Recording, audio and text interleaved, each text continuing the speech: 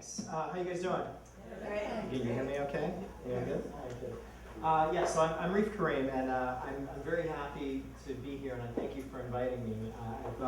I've had a long history with the 180 folk. From previous rehabs, patients that we've shared in common.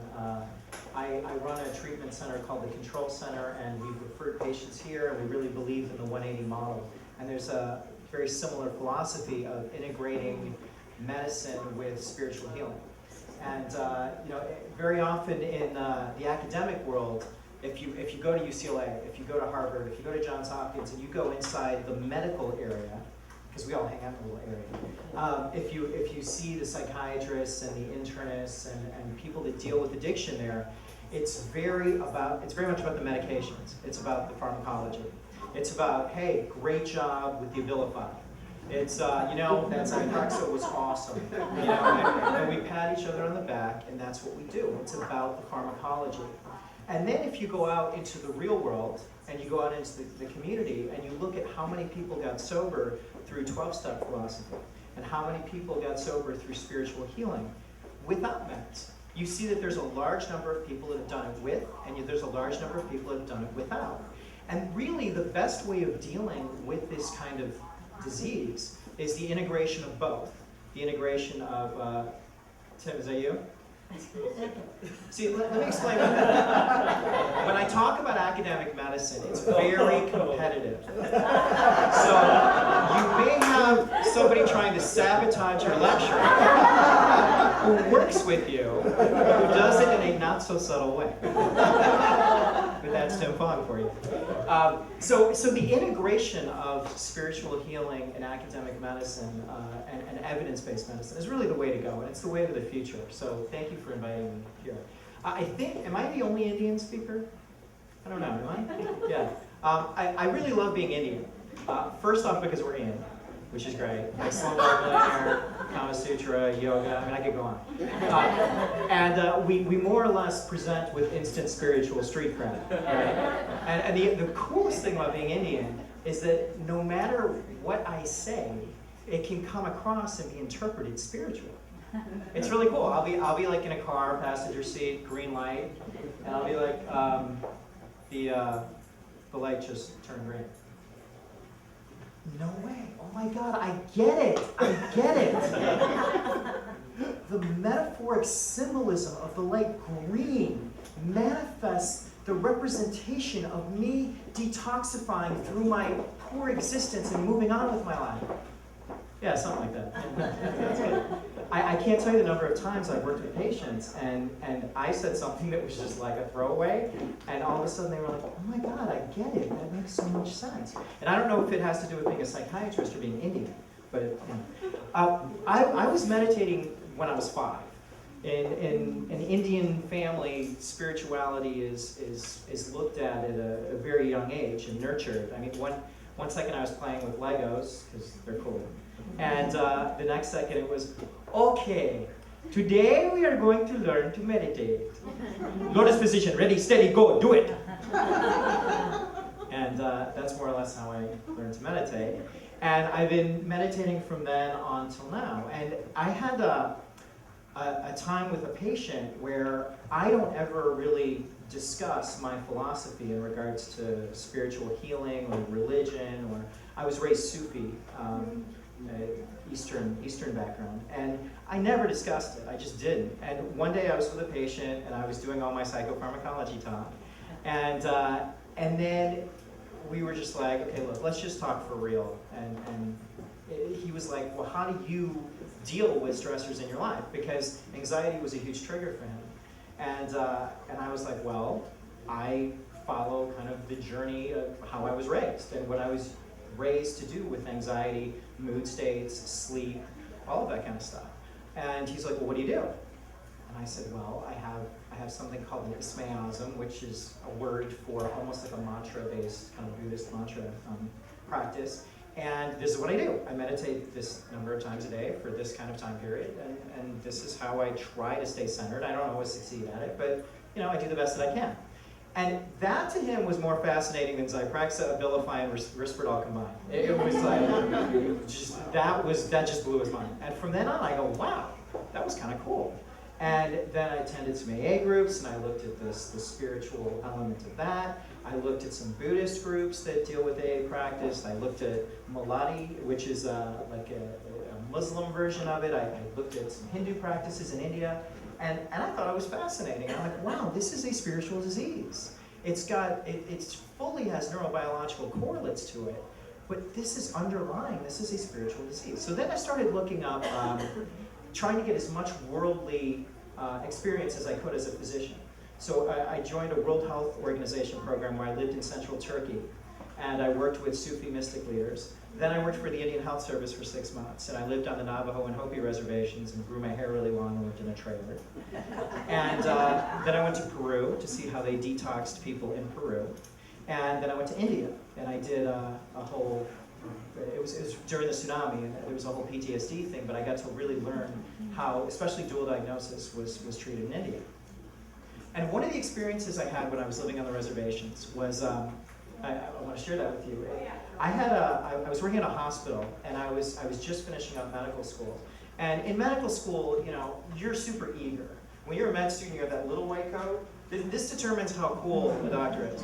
The longer the white coat, the cooler the doctor, and the more experienced the doctor. So when you're a med student, you get this little short coat, and it's stuffed with all, because you don't know anything. So you can't memorize it, all that stuff, so you have to put it in your pockets. And you have all these books in your pockets, and they're huge, and all these pens, and you write all over your coat accidentally.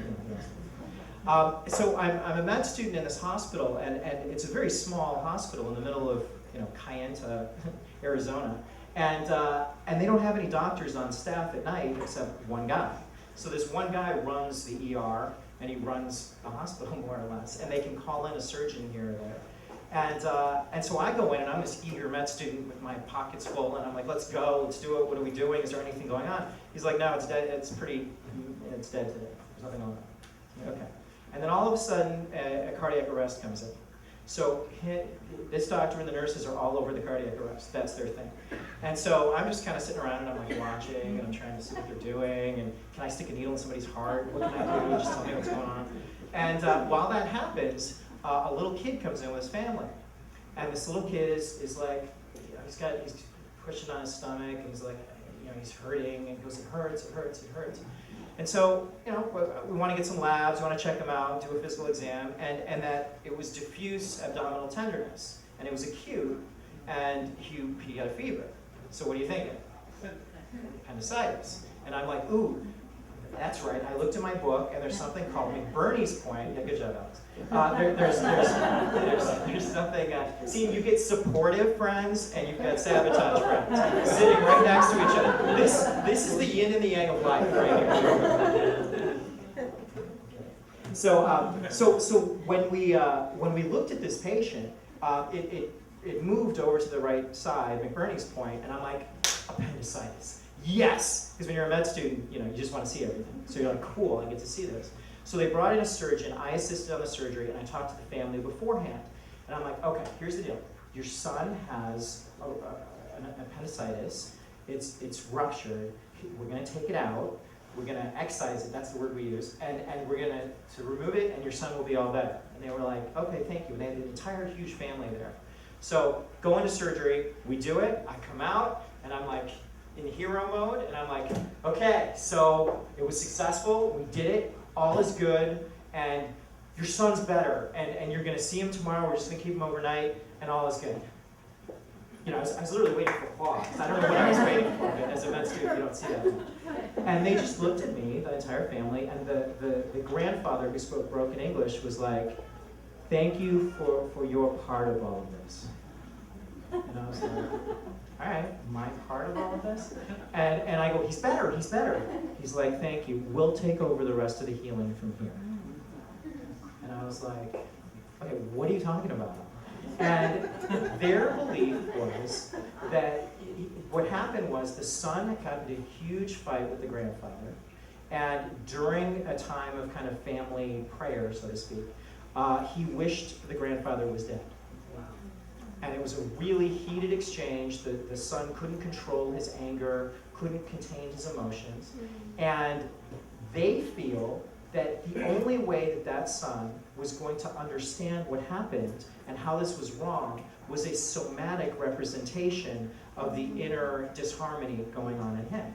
And that somatic representation became the appendicitis. So the way to treat that is, the Western version is, hey, fix that end result problem. But we're going to deal with the underlying healing process and the underlying disharmony of the spirit. And when I look at medicine, I look at healing in regards to addiction, I use that similar metaphor. Sure, there's the outside, there's the, okay, how much coke have you been using, and how much alcohol have you been drinking, and what has this done to your glutamate receptor side, and what's going on here with GABA, and what's happening with dopamine? Yeah, and there is a great interaction between science and spiritual healing. But if you just tackle the end result and you don't tackle the subtext of what brought about or facilitated the end result, what are you doing? You're making that patient come back because they're going to relapse, and they're going to keep coming back to you over and over and over. So I really applaud the Wellness Day because it really mixes this concept of spirituality with addiction treatment. I wanted to share a little bit of how that science is applied. So an example is, there's a lot of good research on meditation specifically. There's some on acupuncture, there's some on yoga, there's some on some different elements of trauma in regards to somatic experiencing and EMDR. But I want to specifically just kind of stay on the functional neuroimaging. And they did a lot of this research on monks. They've done some on other people, but for whatever reason, the theory is monks can reach enlightenment, and if they can, because they're good at it, then we'll get more data from those groups of people. So they've done research with SPECT scans, functional MRIs, and other things. With a lot of these studies, what comes about more than anything else is a left frontal lobe activation. That's the primary thing. And if you follow positive psychology, you know that there's a left frontal application in regards to that. So also with attentional deficits and problems with distractibility and attention, you see problems with specifically frontal lobe activation. It's hypoactivated. So in regards to that, when you're doing meditation, the easy thing is, oh, well, okay, you can practice attentional states. You can increase your ability to pay attention, to not be distracted. We all know that. That's the obvious one, right? So you get that more or less for free. But what we don't know as much about until this last research in, say, the last 5 or 10 years is the concept of empathy. We're all familiar with empathy, right?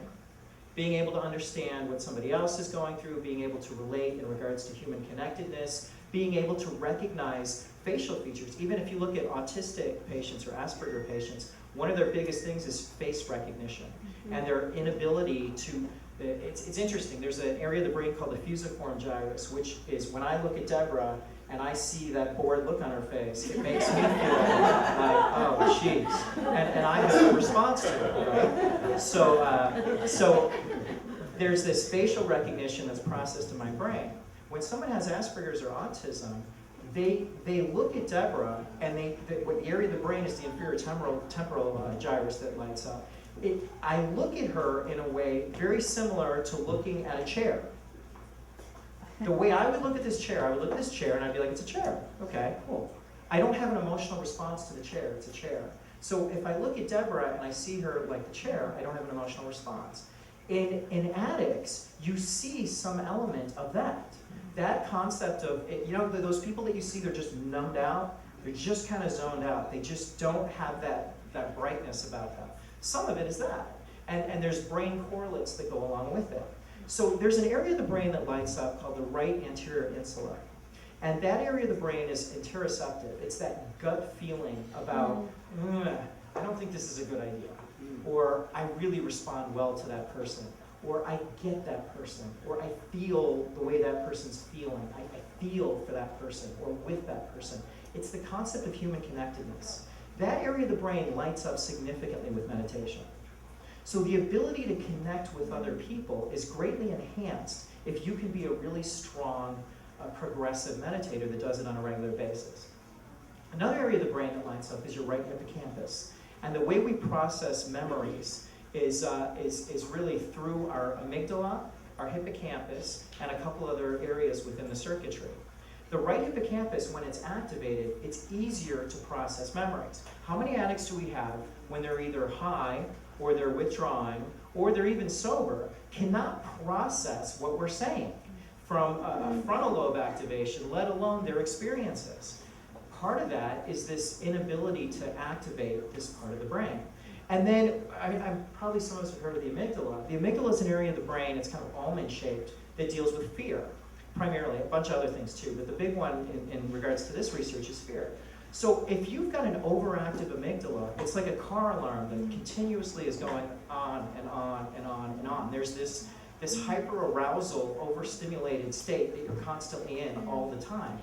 And meditation will really help to kind of quiet that area of the brain to cause a little more stress reduction and a little more calming.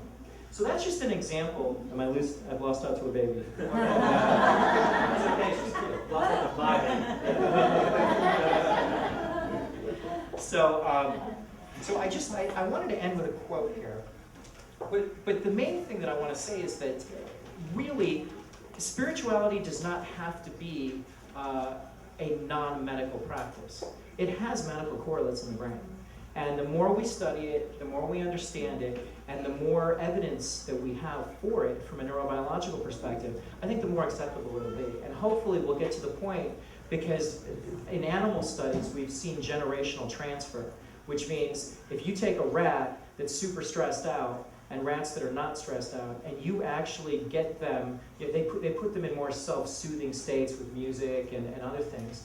It's not exactly like you get a rat to meditate, but you can do things that are more, right? That would be cool, wouldn't it? Yeah. But if you can put them in calming states, they actually have done reproductive studies where they've looked at generational transfer amongst rats, and those that were less anxious, that started out anxious, carried the genes of less anxiety along the way. They didn't carry the genes they started with, which were potentially the anxious genes.